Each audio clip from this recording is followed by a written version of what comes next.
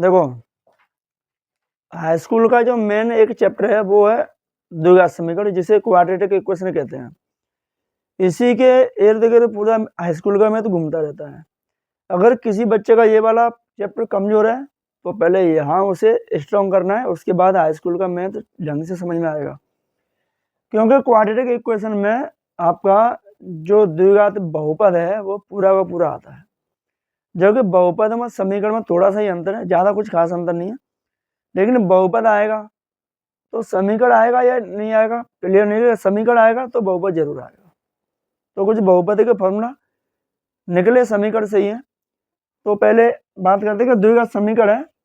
तो इसमें क्या है कि द्विघात समीकरण में एक चर संख्या ऐसी होगी जिसकी मैक्सिमम पावर 2 होनी चाहिए, उससे कम पावर होगी तो द्विघात समीकरण नहीं होगा, या उससे ज्यादा होगी तो द्विघात समीकरण नहीं होगा।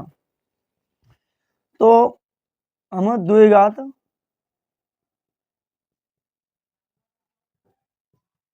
समीकरण का व्यापक रूप या फिर इसको मानक रूप, ठीक है, बोल सकते हैं, जनरल फॉर्म बोलते हैं, इसको एक्सटर्नल फॉर्म बोल देते हैं। तो द्विघात समीकरण को लिखते हैं हम ax² plus bx plus c बराबर 0। इसमें हमारे पास क्या है कि x है वो एक चर राशि है और a b c ये आपकी वास्तविक संख्या है।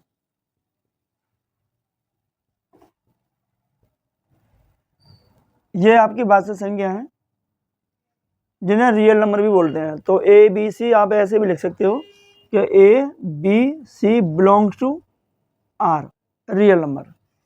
इसमें क्या है कि ए की वैल्यू है वो 0 नहीं होनी चाहिए, जहाँ ए नॉट इक्वल टू 0। अगर ए की वैल्यू 0 हो गई तो द्विघात समीकरण नहीं होगा, क्योंकि आप यहाँ इसकी वैल्यू 0 होगी तो इसमें गुणा हो जाएगा तो x² का हो जाएगा 0, तो ओनली x बचेगा, bx प्लस c बचेगा, जिसे लाइनर इक्वेशन बोलते हैं, रैखिक समीकरण बोलते हैं। तो द्विघात समीकरण नहीं बचेगा, a की वैल्यू 0 नहीं होनी चाहिए। तो यहाँ से यानी जो भी होगा हमारे पास द्विघात समीकरण होगा वो पूरा का पूरा इसके जैसे होगा। ये है इसी प्रकार का होगा, मैक्सिमम पावर 2 होगी तो द्विघात समीकरण होगा, नहीं तो नहीं होगा। कुछ एग्जाम्पल भी लेंगे, लेकिन उससे पहले कुछ फार्मूला है कि इसका एक फार्मूला है जिसे हम श्रीधराचार्य भी बोलते हैं और द्विघाती सूत्र भी बोलते हैं। तो हमारे पास एक द्विघाती सूत्र बोलते हैं जिसे श्रीधराचार्य भी बोलते हैं, ठीक है। तो उसे लिखते हैं हम x बराबर minus b plus minus root में b² minus 4ac upon 2a।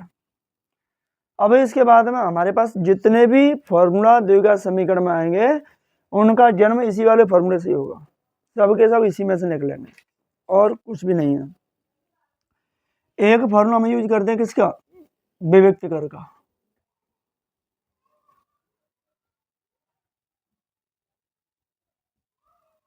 विभक्तिकर जिसे लिखते हैं d बराबर b² माइनस 4ac। तो d बराबर b² माइनस 4ac वाला जो फॉर्मूला है वो ओनली मूलों की प्रकृति बताने के लिए यूज होता है और किसी काम नहीं आएगा। सिर्फ ये लगाएंगे तो इसकी जो प्रकृति है वो प्रकृति क्या है, यानी जिसका अस्तित्व है या नहीं है, बताना है कि उसका आंसर क्या है, पॉजिटिव है या निगेटिव है या 0 है। अगर निगेटिव है तो उसका कोई अस्तित्व नहीं है, 0 आएगा तो भी हल करना है और प्लस आएगा तब भी हल करना है। अगर इसकी वैल्यू माइनस आ गई तो रूट में 20 का माइनस 4ac। अगर जानते हो कि हमने नंबर सिस्टम में पढ़ा हुआ है, अगर कोई भी संख्या रूट के अंदर माइनस की 1 आ गया तो ये हमारा क्या होगा, काल्पनिक संख्या होगा,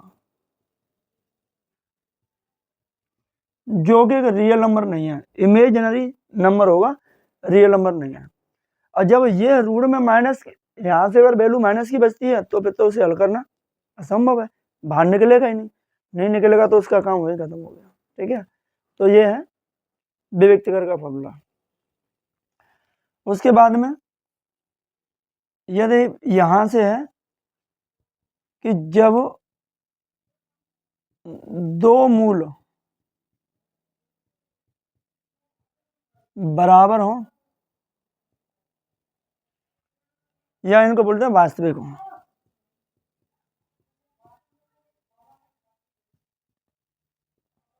वास्तविक हो, तो लिखते हैं हम बी स्क्वायर माइनस 4ac बराबर 0।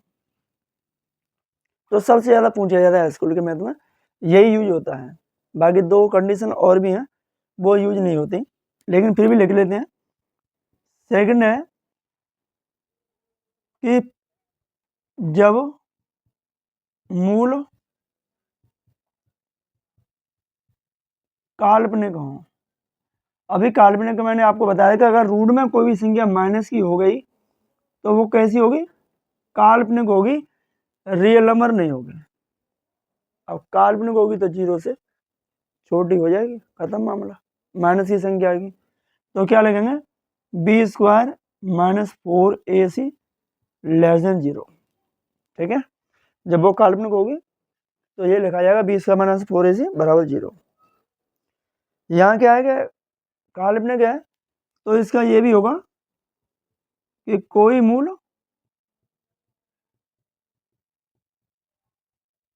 वास्तविक नहीं है,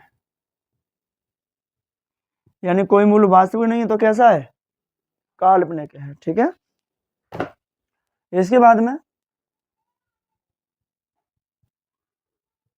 जब दो मूल, जब दोनों मूल कैसे हों, भिन्न भिन्न हो, जब दोनों मूल भिन्न हो तो लिखते हैं b square minus 4ac greater than 0। तो इनका तो यूज हमें करना ही नहीं है, हाई स्कूल के मैथ में इतना सिलेबस बचा ही नहीं कि हम इसे यूज कर सकें। बचा कौन सा है, सबसे ज़्यादा ये। बाकी बहुपद वाले फॉर्मूले हैं उनको यहाँ यूज कर लेते हैं। एक द्विघात समीकरण बनाने का फॉर्मूला है, तो यहाँ द्विघात समीकरण बनाने का फॉर्मूला लिख देते हैं। द्विघात समीकरण इसे लिखते हैं एक्स स्क्वायर माइनस मूलों का योगफल एक्स प्लस मूलों का गुणनफल इक्वल टू 0। या मान लो कि आपके जो दो मूल है ना, मान लेते हैं कि हमारे पास जो दो मूल हैं वो अल्फा और बीटा है। अल्फा और बीटा दो मूल मान लें तो इनका यही हो गया, क्या लिखोगे, x square minus alpha plus beta x plus alpha beta equal to 0। क्योंकि एक्स वाई का आप गुणा करोगे तो एक्स वाई लिखा जाएगा, ऐसा तो नहीं कि एक्स से गुणा एक्स माना तो एक्स स्क्वायर लग जाए, तो वो तो लिखा नहीं जाएगा, तो वो तो लिखा जाएगा ओनली एक्स स्क्वायर।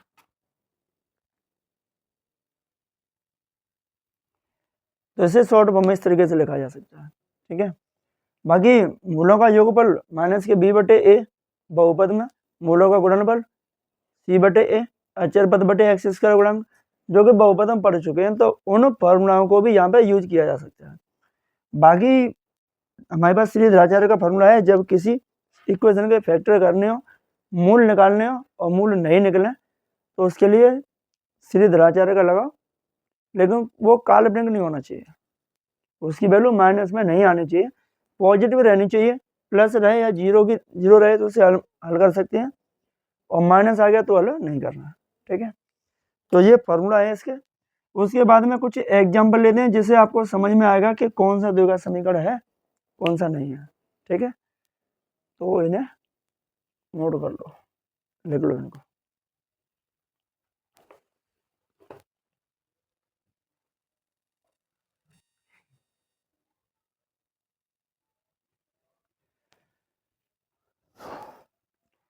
तो जाके साथ में द्विघात समीकरण के साथ में जो a प्लस बी है वो फॉर्मूला, आयत का क्षेत्रफल, आयत का परिमाप, वृत्त का क्षेत्रफल, वृत्त का परिमाप, समकोण त्रिभुज का क्षेत्रफल, ये फॉर्मूला लगाओ, ऑलरेडी याद होना चाहिए, क्योंकि ये तो हम 7th 8th से पढ़ते आ रहे हैं।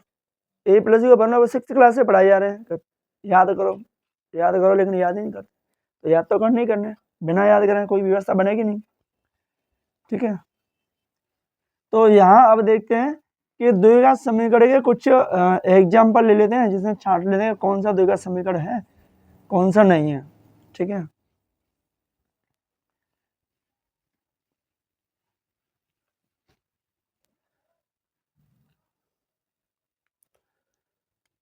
तो पहले द्विघात समीकरण जिसे लिखते हैं मैं a x square plus b x plus c बराबर 0।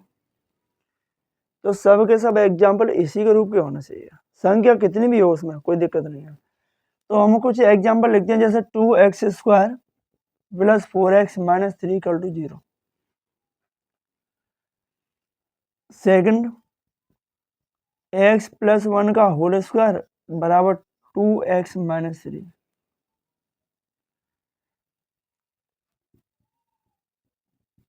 एनसीईआरटी का एक एग्जाम्पल में दिया हुआ है, दूसरे में कुछ एग्जाम्पल उदाहरण है, यहाँ से लिख लेते हैं। x माइनस 2 का whole square plus 1 equal to 2x minus 3। इसके बाद में एक fourth, x plus 1 plus 8 equal to x plus 2 और x माइनस 2। तो यहाँ और लिख लें x प्लस 2 का whole cube equal to x cube minus 4। इसमें बताने हैं कि ये जो क्वेश्चन लिखे हुए हैं क्या ये द्विघात समीकरण है या नहीं है। तो द्विघात समीकरण में पता है कि इसकी जो मैक्सिमम पावर है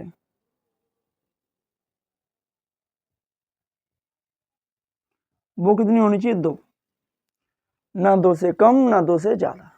ओनली मैक्सिमम पावर 2 ही होनी चाहिए, उससे कम ज़्यादा नहीं होनी चाहिए, बिल्कुल एकदम एक्यूरेट। तो देखो ये है पहला 2x square plus 4x minus 3। Power कितनी है, x की पावर कितनी है 2, x स्क्वायर है तो पावर 2 हो गई, आगे इसकी पावर 1 है, या हो ही ना ये कोई दिक्कत ना, लेकिन पावर तो होनी चाहिए, संख्या उसके साथ कितनी भी हो वहाँ कोई दिक्कत नहीं है। तो ये द्विघात समीकरण कैसा हो जाएगा। आप कोई सा भी और भी लिख सकते हो, जैसे हमने लिखा 100x square plus 40x minus के 200, तब भी द्विघात समीकरण होगा, क्योंकि x की पावर 2 है तो वेरिएबल से उसकी चर संख्या उसी की पावर 2 होनी चाहिए, बाकी और कुछ भी नहीं, संख्या कितनी भी हो वो कोई दिक्कत नहीं है। ये है, तो पहले क्या करना है आपको, इसमें a प्लस बी का होल स्क्वायर लगाना है, डायरेक्टली नहीं कह सकते क्योंकि यहाँ पूरा होल स्क्वायर है। तो अब इसमें a प्लस बी का होल स्क्वायर लगाओ तो a square plus B square plus 2ab, तो x into 1 equal to 2x minus 3। अब यहाँ x स्क्वायर 1 का स्क्वायर 1 प्लस 2x, इनका मल्टीप्लाई, इसके उधर लाओगे तो माइनस 2x, ऐसे लाओगे तो प्लस के 3 इक्वल टू 0। ये माइनस के 2x ये प्लस के 2x तो कैंसिल हो गया, बचा क्या, बचा एक्स स्क्वायर, 3 में 1 ऐड करेंगे तो 4 हो गया। अब बता दो समीकरण है या नहीं, द्विघात समीकरण है या नहीं है। तो द्विघात समीकरण है ये, क्योंकि पावर 2 तो बची है ना, x की पावर 2 है, मैक्सिमम पावर 2 बचनी चाहिए, वही चर संख्या की, बाकी बाद में x है या नहीं है वो कोई दिक्कत नहीं है, लेकिन पावर 2 होनी चाहिए। यहाँ पावर इसकी है 2, ये 4 है, अचर संख्या होगी, तो हमारे पास जो चर संख्या है x उसकी पावर तो 2 ही है, तो ये द्विघात समीकरण हो गया, ये भी हो गया। बात करते हैं इसकी, तो ये तो लगभग सेम एक जैसा ही है, उसमें सिर्फ -2 का होल स्क्वायर यानी a minus B whole square लगा दिया, और ये a प्लस बी का होल स्क्वायर लगाता है इसमें। तो यहाँ x माइनस 2 का होल स्क्वायर खोलेंगे तो एक्स स्क्वायर प्लस 2 का square minus 2 into x into 2, a minus B whole square लगाते हैं, a square plus B square minus के 2 ए बी, फॉर्मूला तो याद ही होगा।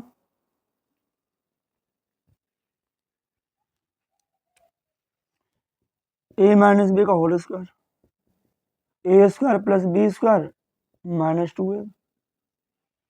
इसी तरीके से ये खोल दिया और यहाँ +1 है, इसे +1, 2 को इधर लाओगे माइनस के 2x, 3 को इधर लाओगे प्लस के 3 इक्वल टू क्या बचा 0।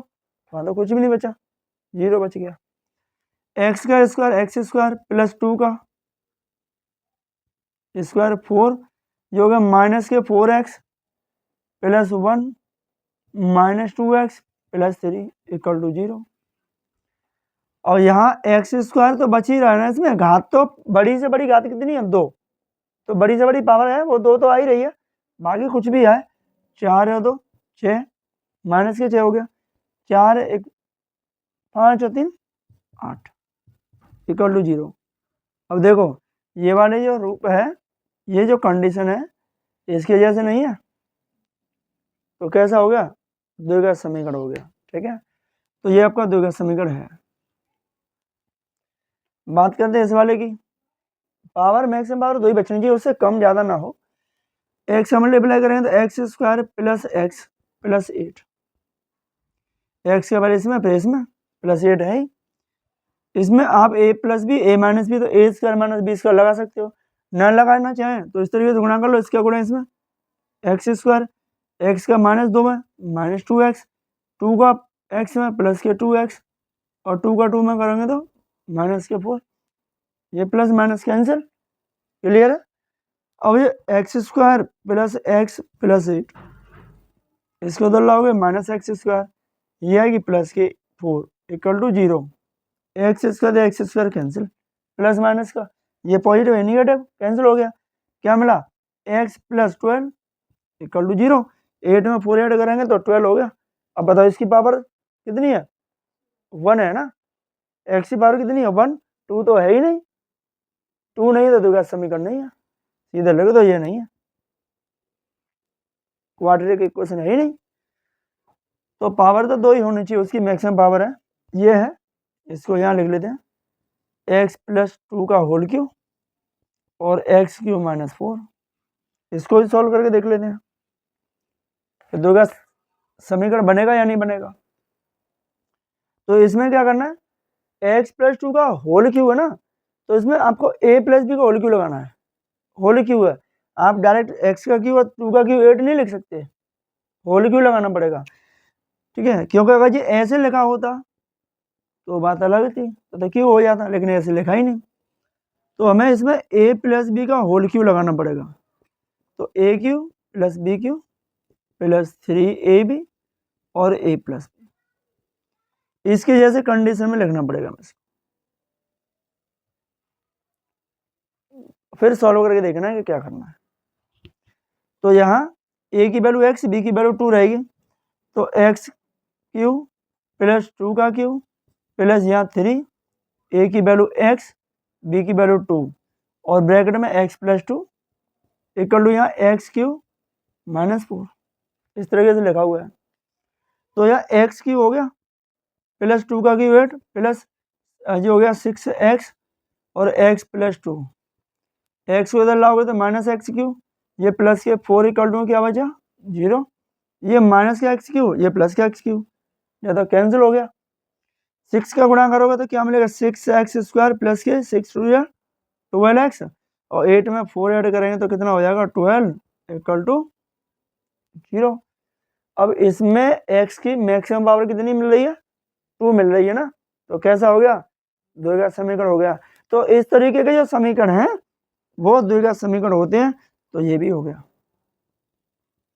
अगर हम एक एग्जांपल और लिख लें यहाँ कि हमने लिख लिया x cube plus 4x square plus 3x plus 9 equal to 0। अब आपको होगा ये वाला द्विघात समीकरण है, पावर तो 2 आ रही है, तो द्विघात समीकरण हो जाएगा नहीं होगा, क्योंकि इसमें जो पावर एक और है उससे भी बड़ी कितनी 3, वो 3 है, उसे इसलिए द्विघात समीकरण नहीं होने दे रही कि पावर 3 है, पावर 3 होनी नहीं चाहिए, 2 से ज़्यादा होनी नहीं चाहिए, 2 हो या 2 से 2 ही होनी चाहिए, ना कम ना ज़्यादा, ओनली फिक्स है पावर कितनी होनी चाहिए 2 होनी चाहिए, मैक्सिमम पावर 2 होनी चाहिए, उससे कम होती है तो क्वाड्रेटिक इक्वेशन नहीं होगा। तो यहाँ से अब स्टार्ट करना है हमें चैप्टर। तो पहले आपके फर्स्ट एग्जाम्पल के 2 क्वेश्चन है लैंग्वेज वाले, पहले उनको करते हैं, उसके बाद फिर यही आएगा 4.1 में, समझना है तो इसे नोट कर लें, करना चाहो तो आगे फिर देखते हैं।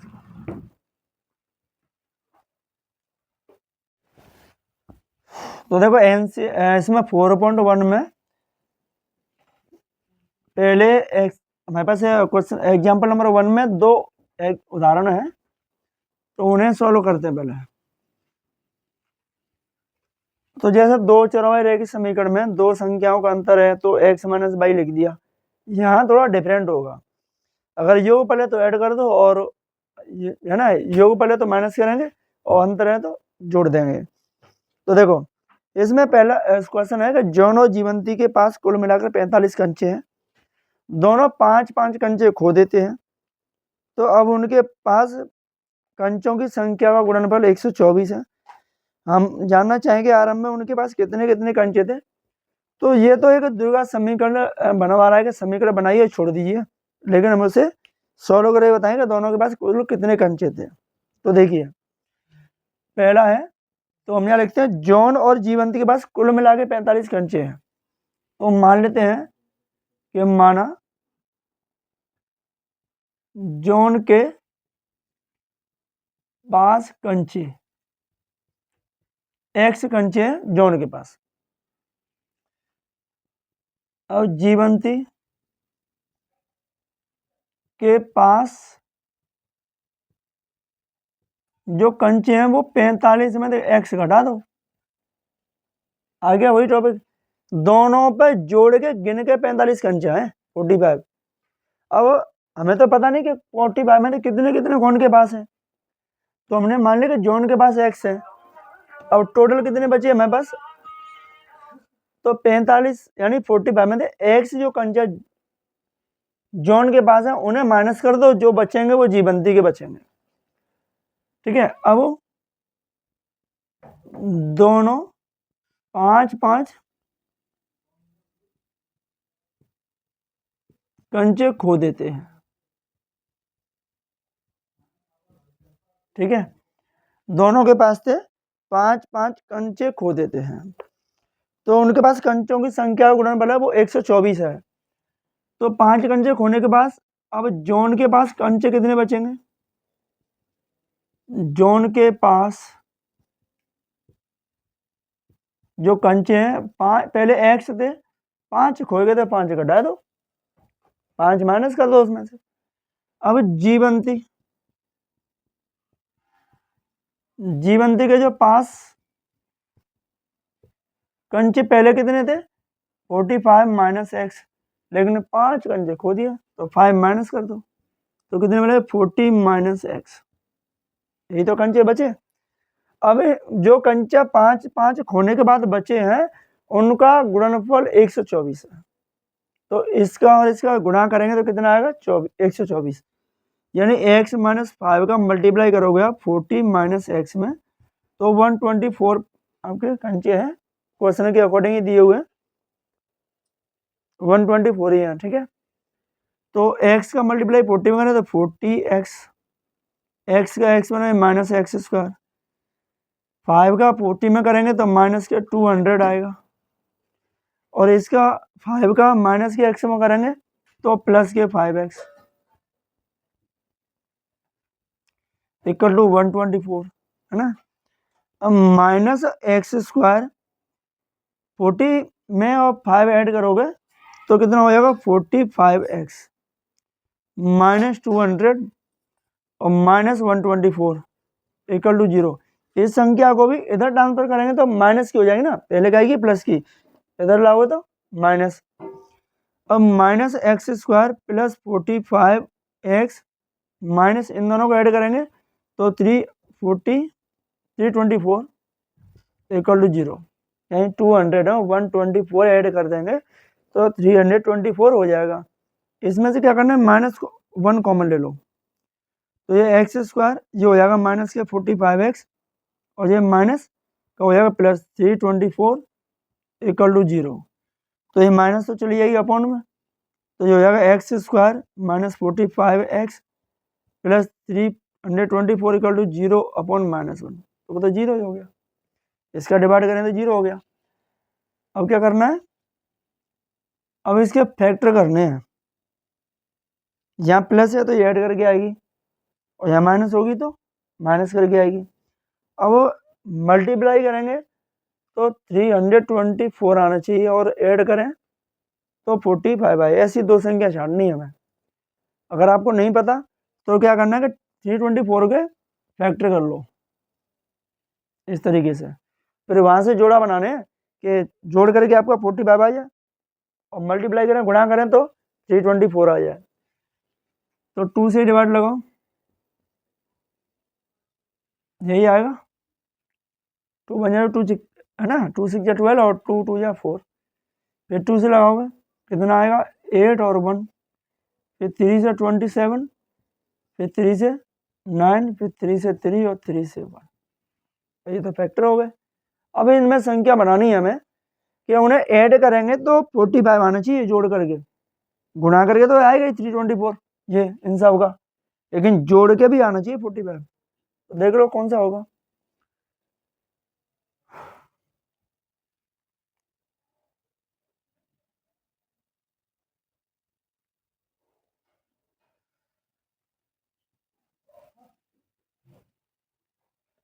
ये हो जाएगा 3 3 9 चौक 36, 36 में आप 9 ऐड कर दो, कितना हो गया 45, और इसमें मल्टीप्लाई करेंगे तो आ जाएगा।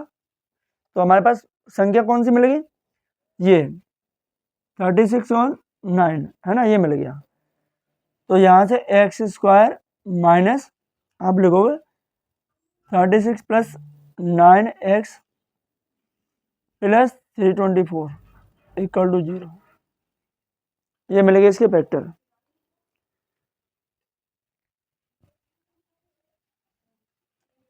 तो क्या करना है इसमें, क्या माइनस का गुणा करना है। तो एक्स स्क्वायर माइनस के 36x माइनस के 9x प्लस 324 इक्वल टू 0। इनमें से आप कॉमन लोगे कितना, x, तो क्या मिलेगा x माइनस 36, क्योंकि इनमें दोनों में x है तो आप x कॉमन लोगे तो यहाँ 2x में दे, यानी एक्स स्क्वायर में तो एक एक्स बचेगा, यहाँ ओनली x है तो वहाँ 36 ही बचेगा। यहाँ से लेंगे माइनस के 9 तो x, अब माइनस लेंगे तो ये माइनस हो जाएगा, और 9 का डिवाइड लगाओ इसमें तो कितनी बार जाएगा 36 इक्वल टू 0। अब x माइनस 36 दोनों संख्या, दो संख्या हो गई, एक ये हो गई और एक ये हो गई, दोनों में x माइनस 36 है तो कॉमन ले लो। तो हमारे पास क्या मिलेगा, x माइनस 9 मिलेगा इक्वल टू 0। तो अब दोनों के इक्वल 0 रखेंगे तो x माइनस 36 इक्वल टू 0, तो x इक्वल टू 36 ये आ गया।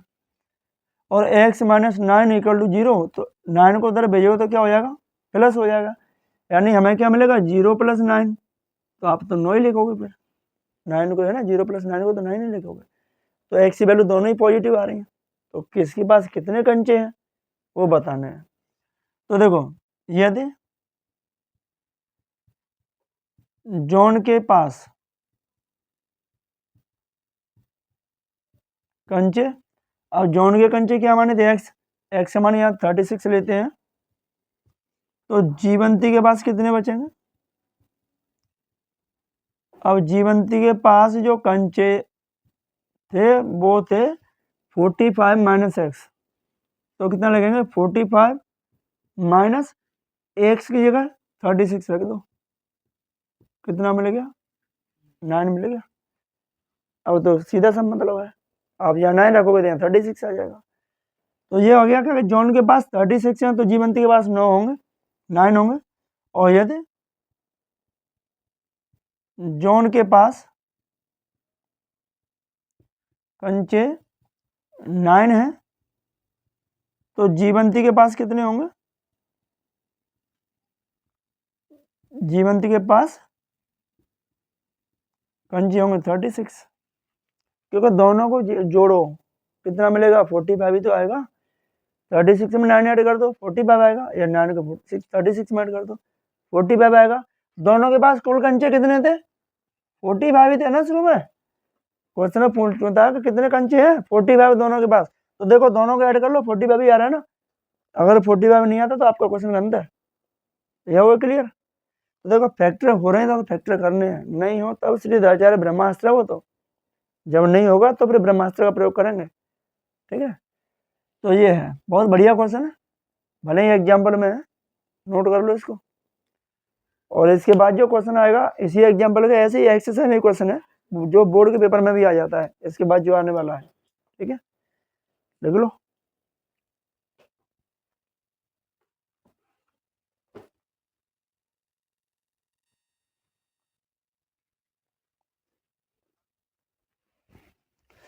देखो इसका सेकंड क्वेश्चन है, सेकंड क्वेश्चन ऐसा है कि कभी कभी पेपर में भी आ जाता है, और इसके ऐसा क्वेश्चन है वो एक एक्सरसाइज में भी मिलेगा क्वेश्चन। क्वेश्चन है कि एक कुटीर उद्योग कोई छोटी फैक्ट्री है, ठीक है। एक कुटीर उद्योग एक दिन कुछ खिलौनों का निर्माण करता है, प्रत्येक खिलौने का मूल्य 55 में से एक दिन में निर्माण किए गए खिलौनों की संख्या को घटाने से प्राप्त संख्या के बराबर है। उस दिन निर्माण किए गए, निर्माण लागत थी वो 750 रुपये थी। हम उस दिन निर्माण किए गए खिलौनों की संख्या ज्ञात करना चाहेंगे। तो मान लेते कि एक उस दिन निर्माण किए गए खिलौनों की संख्या कितनी थी, तो इसमें इसका एग्जाम्पल नंबर 2 है। तो मान लेते हैं, माना उस दिन निर्माण किए गए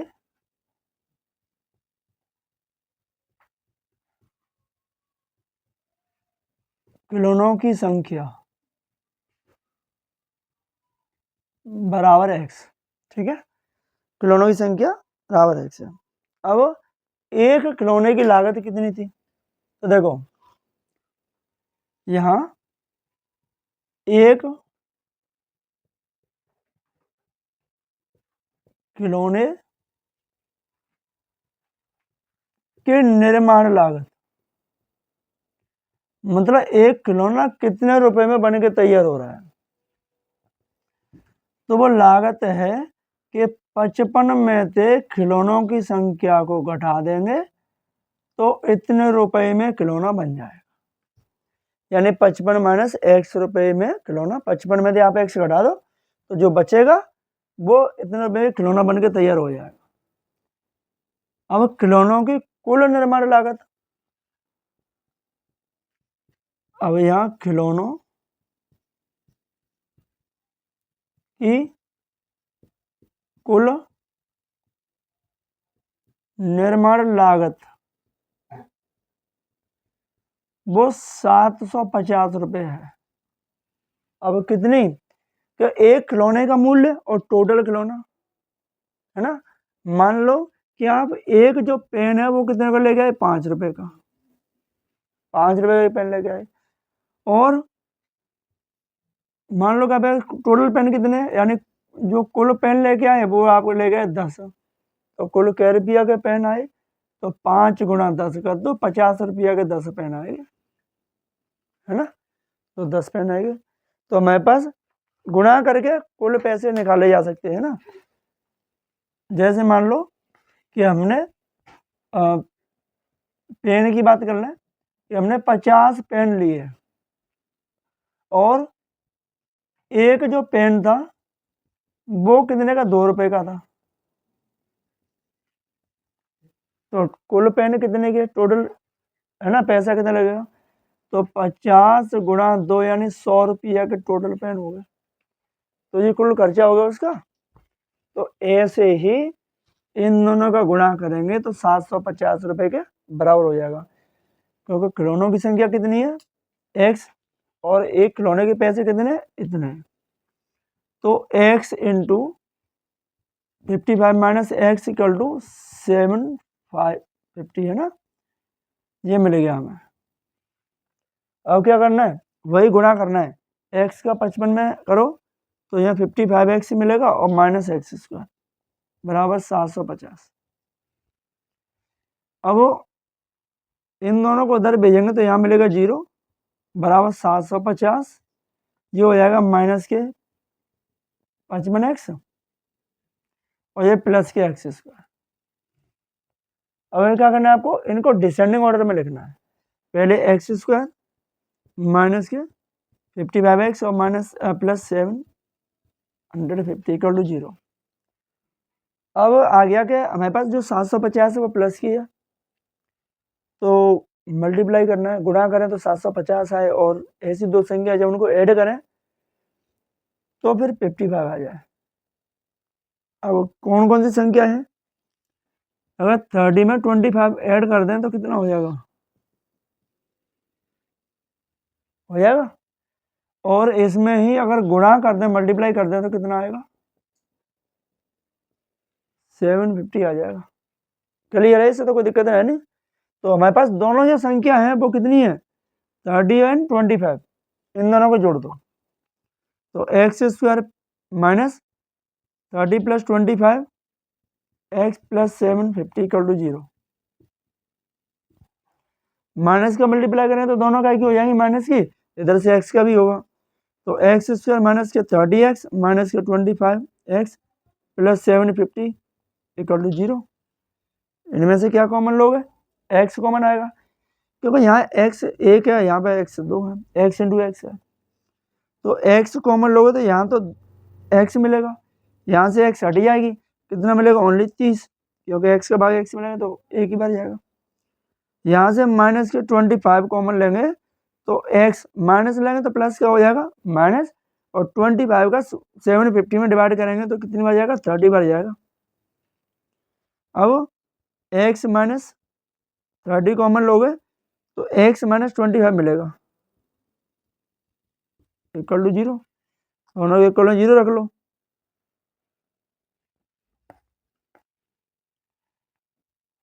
तो देखो एक्स माइनस 30 इक्वल टू 0, तो एक्स इक्वल टू क्या मिलेगा, 0 प्लस 30, यानी एक्स बराबर 30 मिलेगा, प्लस ही मिल रहा है। और यहाँ एक्स माइनस 25 इक्वल टू 0, तो एक्स इक्वल टू क्या मिलेगा, 0 प्लस 25, माइनस की संख्या को उधर ट्रांसफर करोगे तो प्लस हो जाएगा, तो एक्स इक्वल टू क्या मिलेगा, 25। अब दोनों ही संख्या प्लस आ रही हैं, तो खिलौनों की संख्या कितनी थी और एक खिलौने की लागत कितनी थी, तो हम लिखेंगे यदि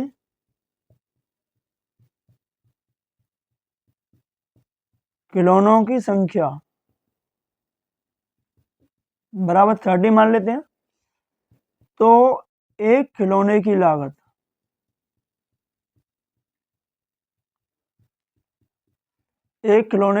थी 55, यानी 55 में एक्स माइनस कर दो, तो 55 में थे, अब एक्स की वैल्यू कितनी रखेंगे, 30, तो कितना मिलेगा, 25 मिलेगा।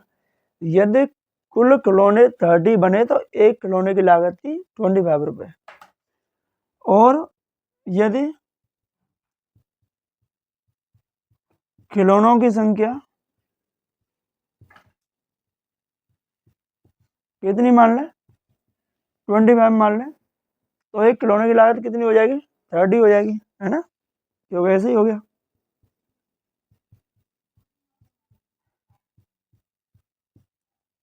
एक खिलौने की लागत कितनी हो जाएगी, 30 हो जाएगी, क्योंकि जब 30 था तो 25 आया तो 30 आएगा, डिफरेंस तो वही मिलेगा इक्वल टू में, ठीक है।